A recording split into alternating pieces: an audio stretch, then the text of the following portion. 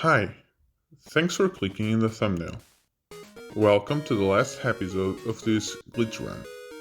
Today, I will try to win the Rising Badge, so I can try my luck against the Elite Four and the champion, Lance. Although this is the 5th episode, I think it's pretty important to fully explain the present glitch once again, so my analysis of every major battle left is easier to understand. I will put timestamps in the description and in the progress bar of this video that you can use to skip to other chapters of the video. Every damaging move in the game follows a specific damage formula to calculate the damage done.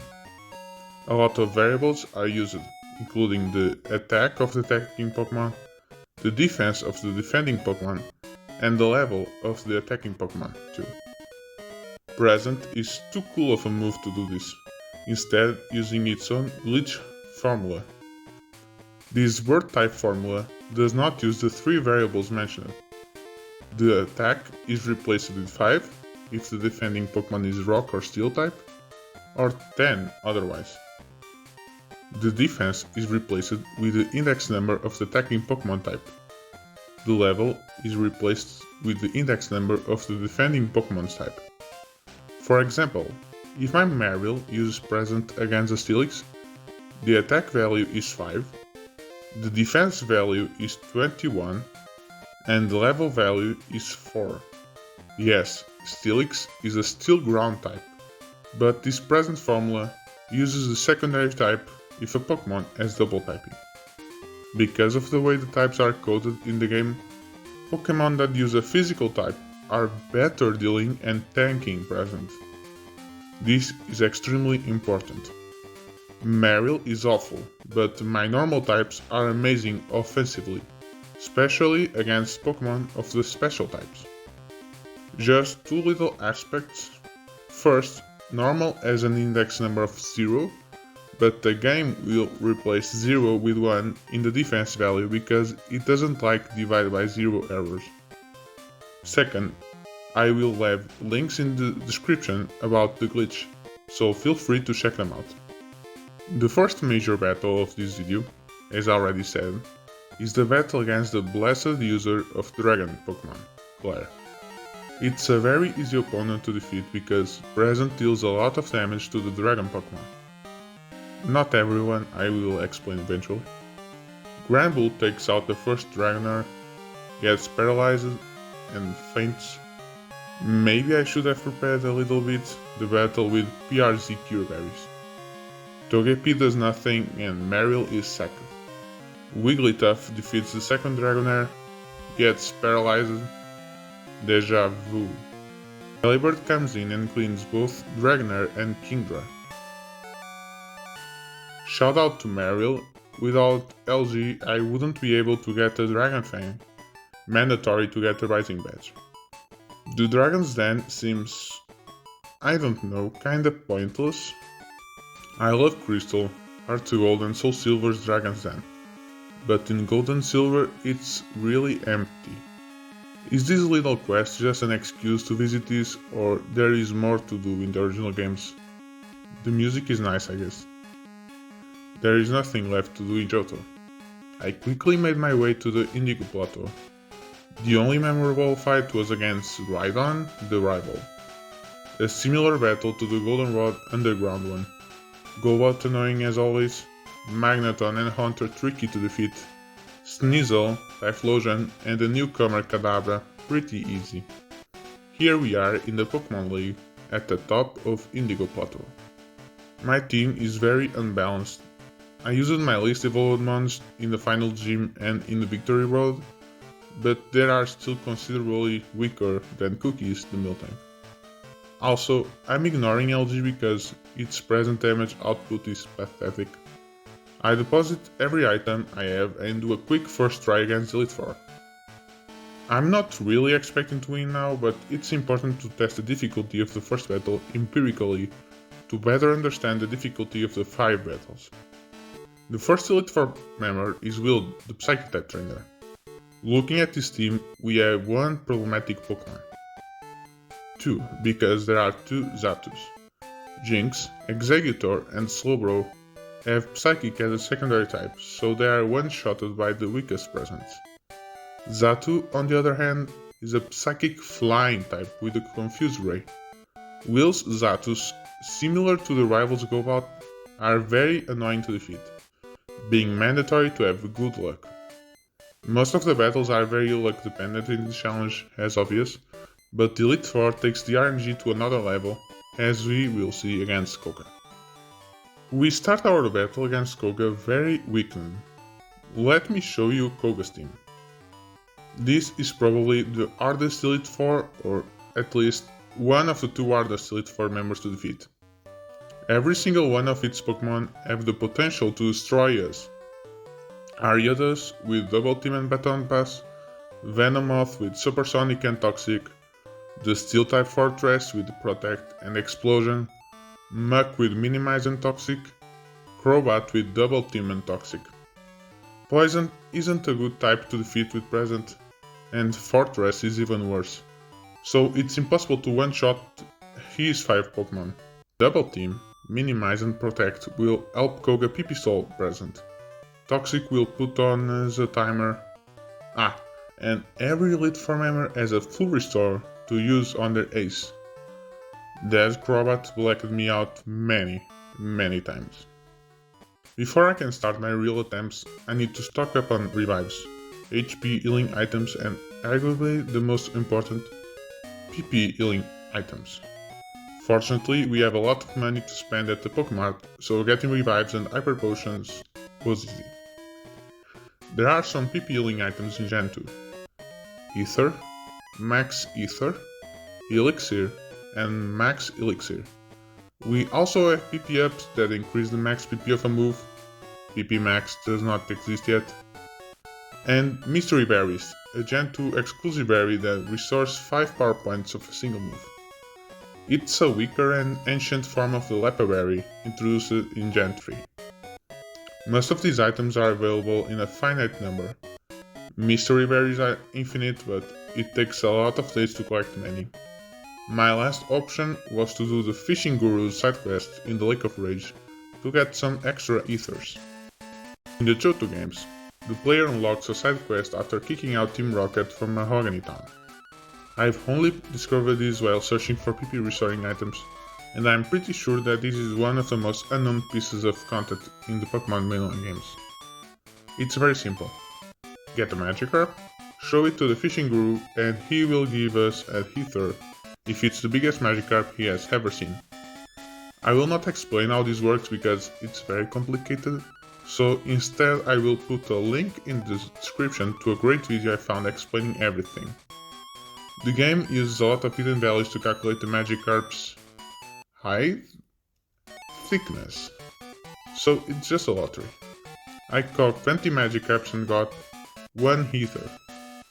I got 3 Magikarps bigger than the initial record of 3 feet and 6 inches, but the first was bigger than the other 2, so only 1 new record. By the way, if any of you turns out to be a Gulupedia editor or something, please correct this. I did this thinking that I could farm infinite ethers, but this is technically a finite method cause there is a limit of how big a Magikarp can get. So technically you cannot break records and get ether forever. Here we are in the Pokémon League at the top of Indigo Plateau. Again. This time I'm going fully equipped. First try. Ignore that one. Second try, we are back against Koga. This time 100% ready. Cookie starts with a 80 power present while Ariados just Giga Drains. Another 80 power present, what a great start. Venomoth next. Present miss. Present heal. 40 power present. Toxic miss twice and we finish Venomoth with a 80 power present. We are getting really lucky. Pink Bowl comes in and spikes are laid down by Fortress. A critical 80 power present, thus less than half. This is not good. Fortress in the yellow. I smartly predicted explosion and switched to LG. Oh. Fortress down anyways. Muck poisons Cookies before fainting, Crobat is the last Pokemon and swiftly double teams and knockouts Miltank. Wigglytuff feels Crobat, Granbull and Togepi down. Delibird is almost winning, but full restore. I eventually made it past Koga. The third Elite Four member is Bruno. I think it's correct to say that Karen is the easiest of the four. I will talk about her later. While Koga and Bruno are the hardest, Will is in the middle. Looking at Bruno's team, we can see some similarities with Koga. I cannot one-shot any of Bruno's Pokemon. Fighting is Full Cure, then Poison, and there is a Rock-type Pokemon. Koga and Bruno are a menace to my team for different reasons. Koga can PP and Toxic stall us, Bruno can destroy us with super effective moves. I equip my weaker normal types with some Paralysis Cure berries, kinda pointless in hindsight, but it didn't hurt I guess. I start the battle and... Hitmontop has the extremely annoying tune. I was saving my Miltank to Machamp, but I need to defeat Hitmontop without getting my other ones at low HP. After almost 10 minutes, we finally move on to Hitmonlee. Ouch. At this point, I don't know why I did that. Maybe to fish a high jump kick miss? Miltank heals and gets confused. Togepi down. Miltank crits and one-shots Hitmonlee. I switch to Wigglytuff to save Miltank's HP. Never mind. Cookies is on fire though. Machamp comes in. Max power present and we survive a cross shot? Never mind. It's over. This Machamp is too strong to us right now. It's mandatory to survive more than 2 cross shots with Miltank if I want to knock Machamp out without needing extreme luck. And we aren't even in Bruno's last Pokemon, an Onix that can take many presents to defeat, and with Sandstorm, Bind, and perfect coverage in Earthquake plus Rock Slide, we'll probably take more than one Pokemon to defeat. I decided to grind more. We are clearly not bulky enough against Bruno, and I guess some extra HP and speed would be nice against Will and Koga. Almost 150 hours since the start of the challenge. A full team of level 60 Pokemon. Except Marill, LG is still useless. Let's go back to Bruno quickly. Ariada's double team plus Baton Path into Venomoth. No prizes for guessing who won the battle. Machamp time. Let's see if the grind comes in handy. I think that a crit cross shot doesn't one-shot Miltank, which is good news. We still need some luck, but unfortunately that's not possible to improve. We cannot improve our luck, we can only improve the number of turns we can afford to be unlucky. Pink Ball managed to take Machamp out, but as I said previously, we are not out of the woods yet because Onix is dangerous. In fact, we lost a 3v1 against Onix. 4v1 if you count Marill, I do not. The next try goes much better. Togepi solves Onix thanks to a crucial crit present. The final Elite Four member, Karen, is really easy to defeat. Almost a free win in fact. Let's see your team. Umbreon is a simple one-shot. Houndoom isn't much better. Gengar is actually free.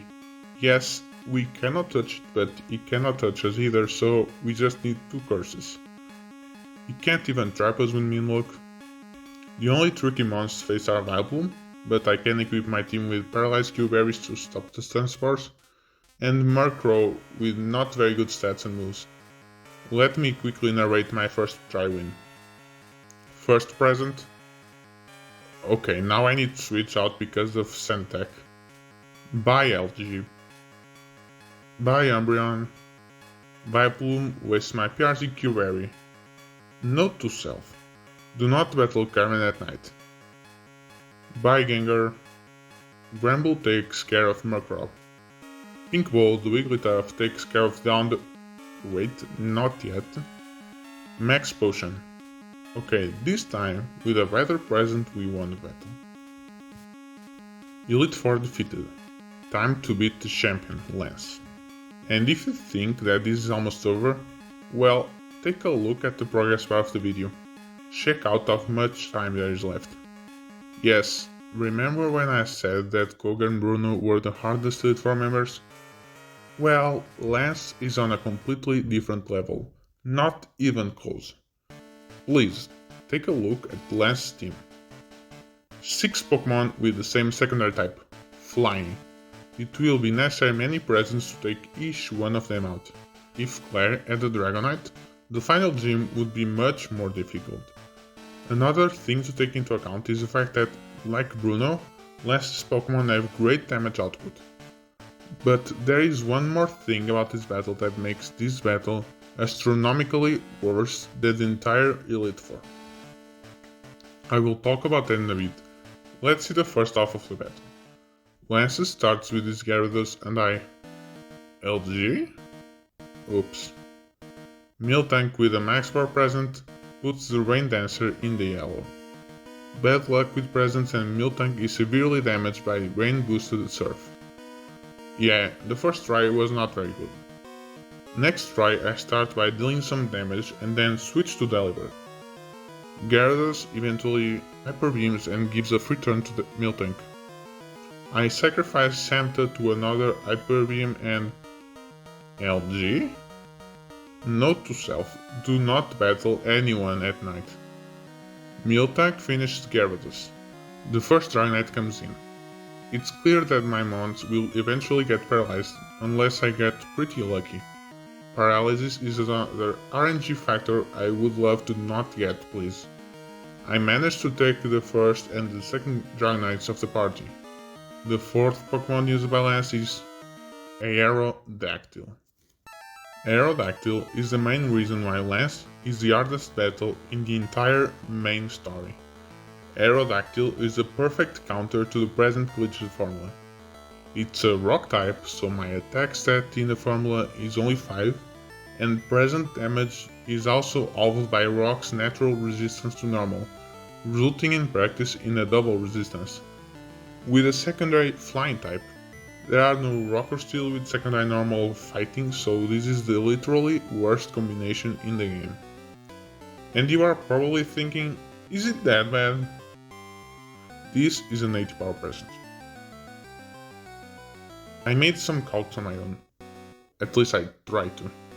I picked up a ruler and opened my real-life PC's calculator, and I found that, taking into account the crit and fail chances, I was doing in average a little more than 4% per turn, with Miltank that gets the power boost from the pink ball. Yes, I need to either try probably hundreds of times until I get a nearly perfect lucky run, or grind many hours until my Pokémon, especially my Miltank, could survive a lot of hits from Lance. Yes, you saw that right. Level 80 all across the board. Togepi was 70 but meh. And LG the Marill is still pretty much useless, so... I start a battle with Pink Ball. I really need to save Miltank to Aerodactyl. Pink Ball, the Wigglytuff, takes down Gyarados. Gramble takes down the first Dragonite, the Thunder one, and the second Dragonite, the Blizzard one. I sacrifice Marill to get a clean switch into Cookies and Miltank. Let me skip 4 long minutes. Miltank down. Togepi finishes the job, so we are over the hardest Pokémon. Not over yet though. Charizard comes in and Togepi puts it in the red before fainting. Now it's Granbull out when Lance uses his last Pokémon. The third Dragonite, the Fire Blast one, starts by using safe word. Lance really with the big brain strats. We are doing damage little by little, but Outrage. That's actually good because Lance cannot use items if locked into Outrage, and Dragonite will get confused in 2 or 3 turns. Well, bad luck, 3-turn Outrage. Wait, 4th turn Outrage? What is going on? Wait, is it? No, it can't be. Yes, it is. Safeguard protected Dragonite from getting confused. I thought that it protected against status inflicted by me, but Safeguard protects from self-inflicted confusion in Gen 2? Less big brain after all. By the way, yep, we lost to outrage spam. My next good attempt is much better. Gramble deals good damage against the last Dragonite. We are really close to victory. Dragonite stuck outraging and Lance cannot full rest. I guess Novazi cannot full restore. Damn it! Many attempts later, I managed to beat Aerodactyl with a living Miltank. Charizard finished cookies, Gramble knockout Charizard, 80 power present as Dragonite sets up Safeguard, Dragonite locks himself into Outrage, Dragonite in the red. It's over. Can my editor, I don't know, make a montage or something while I speak? Thanks.